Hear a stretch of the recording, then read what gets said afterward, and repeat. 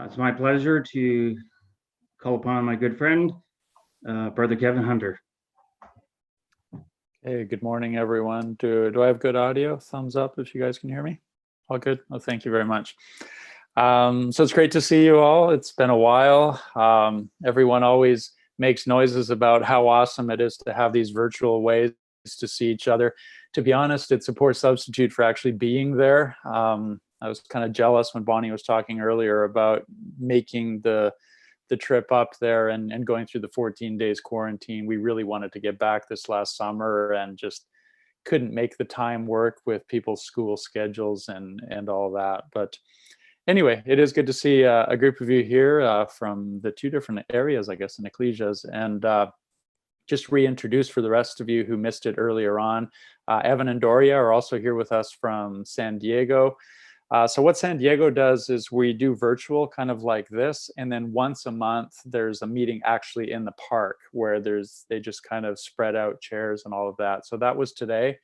And so the people who are in the low risk groups will meet in the park, and people who have other sensitivities or vulnerabilities around COVID tend not to. So anyway, good to see you guys, and hope that we can do it in person sometime. For today's exhortation, I drew that from 1 Samuel chapter 17. And the reason that I'm in there right now is that Rebecca and I are teaching the high school class here for Sunday school. And one of the things that we're looking at is the stories of Saul and David from a perspective of that in life, all of us get kind of a toolkit of experiences and character traits and things like that. And then we're looking at the stories of Saul and David of what do they do with that toolkit, those strengths of character, the weaknesses of character, the circumstances and the backgrounds that life provided for them. And so with that in mind, I wanted us to look at this really famous story of David and Goliath. And it's a rightfully famous story because it's an awesome story. It's full of twists and turns, and there's some universal things. For example, which of us has not had to deal with a grumpy older brother when we have a great idea, either in ecclesial circumstances or in family circumstances. So there's all these universal truths that are buried into the story there. But I want to rip through it fairly quickly, and then we'll kind of come back and do a second pass from another perspective. So if you have 1 Samuel open, I'll read just the first few verses again. It says, "Now the Philistines had gathered their forces for war and assembled at Soko in Judah, and they pitched camp at Ephes-dammim between Soko and Azekah. And Saul and the Israelites assembled and camped in the valley of Elah and drew up their battle line to meet the Philistines." So there's a fair amount of geographic detail, which for those of us here in San Diego would probably resonate more than you guys in BC or in Alberta. A lot of these place names have to do with oak trees and scrubby bushes and little dry valleys. So it's really the same kind of terrain that we have in our area around here. And the interesting thing, I guess, or the strategic thing, is that this valley is in kind of the diagonal corridor that would go from the Philistine area up into the heart of Israel. So this is where these two armies have met together, and where Goliath steps in with his challenge. And so if we jump forward to well-known verses or words in verse 8 forward, it says, "Goliath stood and shouted to the ranks of Israel, 'Why do you come out and line up for battle? Am I not a Philistine, and are you not servants of Saul? Choose a man and have him come down to me. And if he's able to fight and kill me, we'll become your subjects. But if I overcome him and kill him, you will become our subjects and serve us.' And the Philistine said, 'This day I defy the ranks of Israel. Give me a man and let us fight each other.' And on hearing the Philistines' words, Saul and all the Israelites were dismayed and terrified." Now, from what I can tell of biblical battles, this seems like it was unusual. It seems like it was a strategy that completely caught the Israelites off guard. It feels like maybe the more normal strategy was that you get your two groups of people, and then they do some posturing, some rah-rah-rahing, and then they would charge towards each other and hack at each other with swords and farm implements and things like that. But that's not how this one plays out. And I find that there's an interesting lesson here just on the purely human side, that often the person who takes the initiative gets to set the rules for things. And when I reflect on this, this happens to me in all sorts of different circumstances in life where I'm thoughtful about what should I do here, and while I'm thinking, someone else steps in and lays the ground rules, and then I find myself trapped in a situation where I'm no longer doing what I think is right. I'm responding to this other person's options, where this other person is like, well, it's A or it's B. And because they've stepped into it and said the words, I find myself trapped. And so there's no reason why Saul, I feel, had to do this. Like Saul, when Goliath stepped out, Saul could have said, to heck with this. And it's like, Jonadab, Malachi, Robert, grab some ropes and go down and just like knock this guy over and stab him to death on the ground. Or Saul could have just said, charge, and everyone could have rushed forward. So there's a couple different things going on here. And one of the things that is being highlighted here is the contrast in leadership styles between David and Saul. And so if we've been following the reading from the beginning of Samuel, we see that this situation is characteristic of Saul, that Saul isn't sure what to do, and Saul hesitates, and he doesn't have that strength or that resilience that David has. For example, one other situation that comes to mind is when David runs down to, or flees to, the Philistines, and they identify him, and he pretends to be crazy. And so that's just an example of where in Saul's life, crazy was something that controlled him, whereas in David's life, he could pull the crazy out of his pocket and use that to his advantage when he needed it. So ultimately, Goliath sets the stage here. Goliath defines a framework for how we're going to look at this situation, and nobody in Israel knows what to do about that. Now, another characteristic that I love about this narrative is how it flips back and forth between scenes. So if you look forward to verses 12, it just, the camera shifts, as it were, to David from Bethlehem and the family of Jesse. And if you see this like in a movie perspective, it would almost be like you had this scene of dust and fear and hopelessness and chaos and heat and all these people around, and with music that makes you feel uncertain and terrified. And then the camera would switch to this bucolic pastoral scene where there's this young man talking with his father, and everything is peaceful, and there's a different kind of music, and the sky is blue, and the fields are green, and the sheep are wandering around. And so there's these two very contrasting pictures that the story gives us. And so if we jump forward in the reading to verse 16, for instance, it says, for 40 days the Philistine came forward every morning and evening and took his stand. And so on the one scene, there's this feeling of mounting hopelessness and powerlessness. And then in verse 17, completely contrasting, Jesse says to his son David, take this ephah of roasted grain and these 10 loaves of bread for your brothers and these 10 cheeses, and see how your brothers are doing. And David goes off to see the battle. And like I said, there's this place of powerlessness and hopelessness and chaos. And there's this other quiet place where a man is looking after the sheep and doing his father's will. And the verse that came to mind for me was like when Jesus went to the temple and his parents couldn't find him. And it was just kind of like, well, didn't you know I'd be doing my father's will? And a completely different sense of peacefulness and purposefulness when David is introduced to the story. In verse 19 and 20, the two worlds come together, and I love the story of David, or the identification of David as a person who could move easily between those two worlds. It seems like everyone else in this story is trapped in one place. The armies of Israel are trapped in that crazy battle scene, and they don't know how to escape it. But David is someone who can move easily between, the peaceful place where you're looking after the sheep and the chaos of battle. One of the other illustrations here, just a little note about the baggage, for instance, illustrates the ease with which David moves between these worlds, because in 1 Samuel, we have another story about baggage, and it's a story of Saul hiding in the baggage because he can't really deal with what's happening.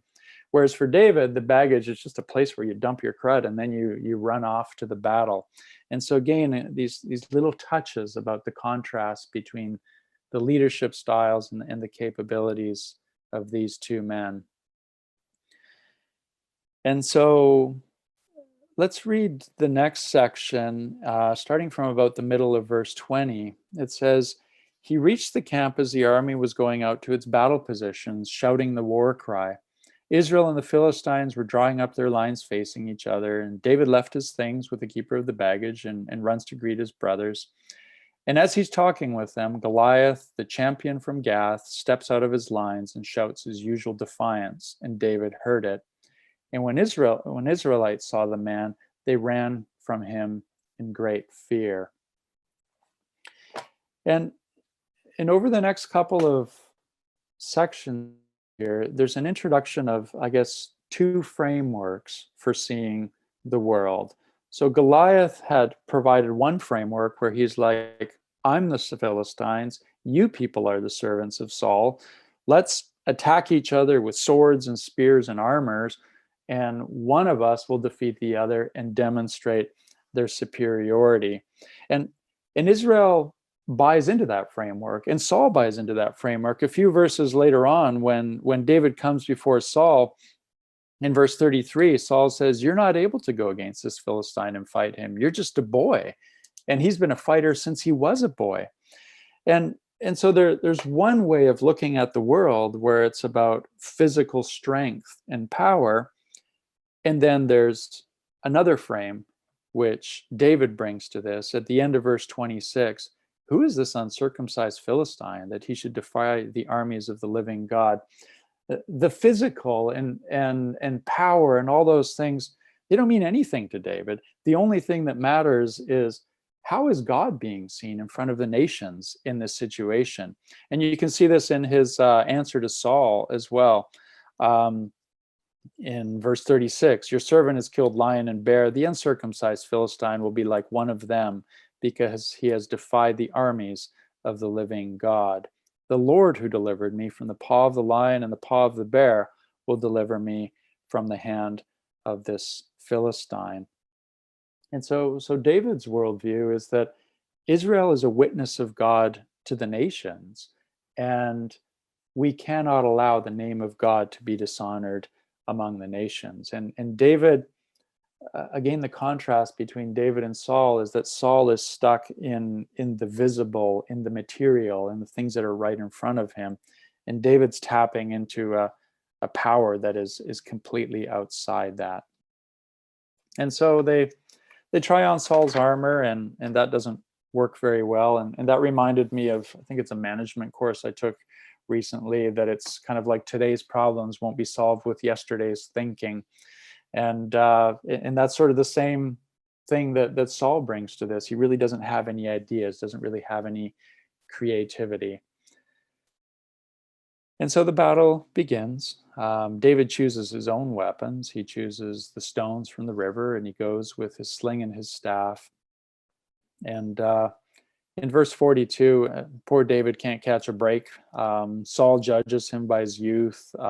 Goliath judges him because he just looks like a good-looking kid, and he despises him. In 43, he says to David, "Am I a dog that you come with me with sticks?" And the Philistine cursed David by his gods. And if you put yourself in that situation, I doubt it was like, "I curse you, David, by my gods." It was probably a long string of very colorful profanity. And then he's like, I'm going to give your flesh to the birds of the air and to the beasts of the field. And then you look at David's speech, and it's like on a whole other level of eloquence. He's like, oh, feed you to the animals, tough guy. Did you come up with that one on your own? And David presents an awesome and complete defense of the name of God. And maybe let's read that in verses 45 forward. It says, David said to the Philistine, you come against me with sword and spear and javelin. I come against you in the name of the Lord Almighty, the God of the armies of Israel, who you have defied. And this day the Lord will hand you over to me, and I'll strike you down, and I'll cut off your head, and I'll give the carcasses of the Philistines' army to the birds of the air and the beasts of the earth, and the whole world will know that there is a God in Israel. And all those gathered here will know that it is not by sword or spear that the Lord saves, for the battle is the Lord's, and he will give all of you into our hands. And so I love David's eloquence. I love that Goliath tries to do some trash talking, but David has a much better speech that he brings to this. And so they engage in battle. And I don't know how you visualize Goliath. I don't visualize him as kind of like an agile, like a Michael Jordan or a LeBron James. I sort of visualize him as like this big lumbering guy who starts stamping towards David. He's got 100 pounds of armor and 50 pounds of other things that he's carrying with him. And I can imagine, I guess I see him a little bit like a dinosaur, big thing with a very small brain. And then David kind of running towards him, and that very small brain going, this is not how this is supposed to play out. And David charges towards him, puts the stone in his sling, hits him in the head with the rock, and Goliath falls down. David kills him. Then the armies rush down, and the Philistines run away. And so it's an amazing victory for David, an amazing victory for Israel, and it's the classic story of the triumph of the underdog. And the important thing is that that's not really the real story here at all. The story of David and Goliath isn't the story of the triumph of the underdog. And I think some of us who've been reading these stories for years or have grown up in this, I think we can miss sometimes how random and disconnected all these different stories from the New Testament can seem. It's like, why are these stories even here? Why do we care about this shepherd boy in some insignificant place killing this big guy 3,000 years ago? How are these stories any more powerful or transcendent than like Aesop's fables or the moral stories in the Arabian Nights or something like that? And when you read them all, to me it can just seem chaotic. It's a really random collection of really random events and characters. And the answer to that question is in Matthew chapter 1. And over the last few months, I've been finding the genealogy of Matthew 1 more and more powerful, in the sense that there's this whirlwind of random events and people and situations that spans hundreds of years. And you can read the 1,000 pages of the Old Testament and just ask yourself, what does this have to do with anything? And then Matthew just quietly and simply reaches out to that whirlwind and starts pulling the stories together. And he takes Abraham and Abraham's children and Judah, and he walks through 2,000 years of history and brings order out of all that chaos. And so what we learn from Matthew 1 and the genealogy is that what the Old Testament actually is, it's the story of the coming of the Messiah and the establishment of the kingdom of God. And so with that perspective, I'd like to jump quickly back to 1 Samuel, because 1 Samuel 17 is actually the third of three origin stories that we have for David. With David, we have his anointing, we have playing for Saul, and then we have fighting Goliath. So the anointing of David, it's a story we know well. You know, God calls on Samuel to go to this town in Bethlehem and find this family. And again, just these insignificant geographic details go to Jesse and in Bethlehem. And again, we would ask ourselves, what is it about this place? And why would we care about Bethlehem? And the reason we care about Bethlehem is that 1,000 years later, someone will be born there. And so he comes to the town of Bethlehem, and there's a family there, a man named Jesse, and he has 7 perfect sons, and then he has David. And when the Bible uses these numbers, like 7, it's taking us back to obviously creation. And so you have, at the end of creation, you had 7 days of creating the perfect natural world where everything was very good. And then you have everything after that. And so the story of the anointing of David is the story of this perfect family of these 7 boys who all looked great on the outside, but something was missing. Something profound was missing there. And God was looking for a completely different thing. And so you have the 8th son who is pulled in, who is kind of like from the family, but stands apart from them. So that's the first of David's origin stories. And the second of the stories is of David playing for Saul. And so you might think, well, you know, that's wonderful. David's great at the heart, and he can soothe people's minds.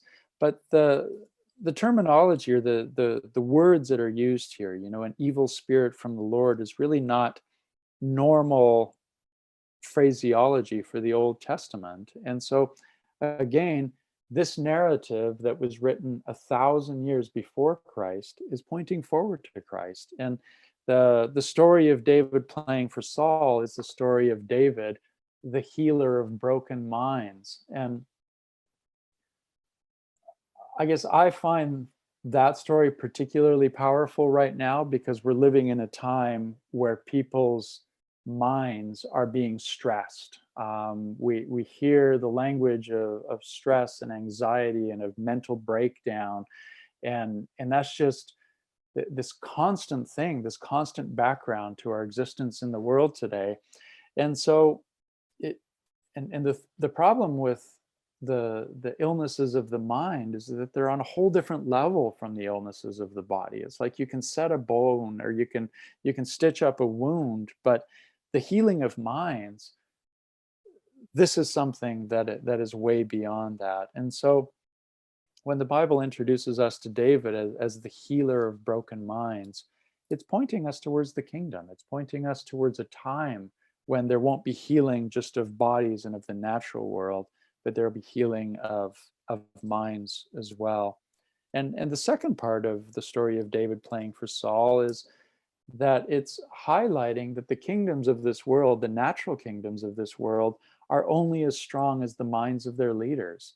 And, you know, we're living in a time when there's a lot of press around the specifics of our leaders in our respective countries. And it's interesting to me that there's all this stress, for instance, here in the US around who are we going to elect as our next leader, when both the people about to be elected were north of 70 years old.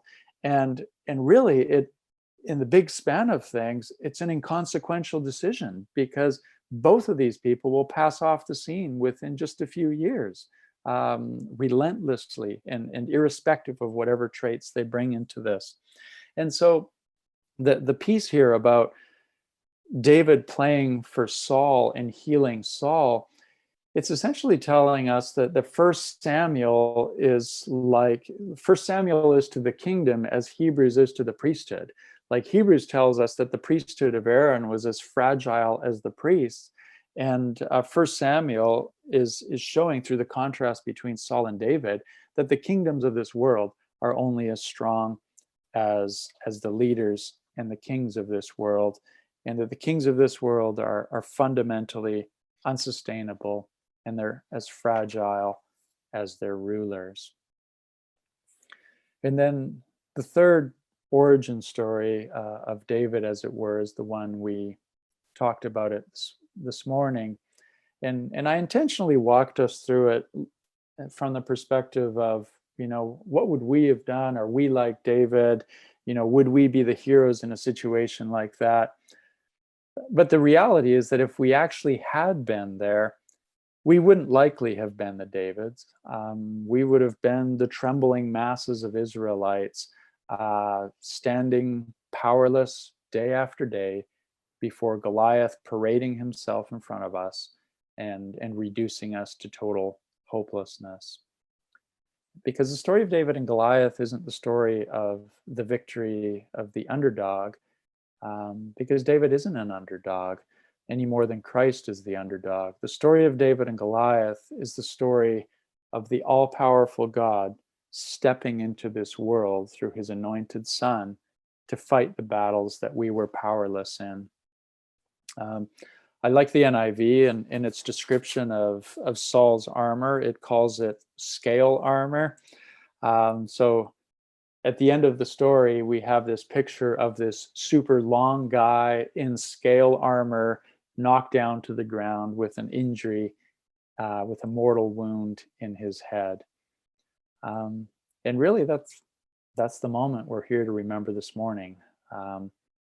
We're here to remember a moment when we were powerless before our enemy, where we were experiencing failure that just went on day after day, year after year, when our hearts and souls were completely demoralized and sin's superiority over us was total and our failure was absolute.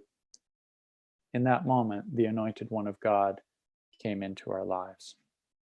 And so I'd like to finish just with words from yesterday's reading, actually, in Colossians, words that I find particularly powerful about Christ. So reading from Colossians 1, verses 15 to 20. He is the image of the invisible God, the firstborn of all creation. For by him all things were created, things in heaven and things on earth, visible and invisible, thrones or powers, rulers or authorities. All things were created by him and for him. He is before all things, and in him all things hold together. And he is the head of the body, the church. He's the beginning and the firstborn from among the dead, so that in everything he might have supremacy. For God was pleased to have all his fullness dwell in him, and through him to reconcile to himself all things, whether things on earth or things in heaven, by making peace through his blood shed on the cross. Thank you.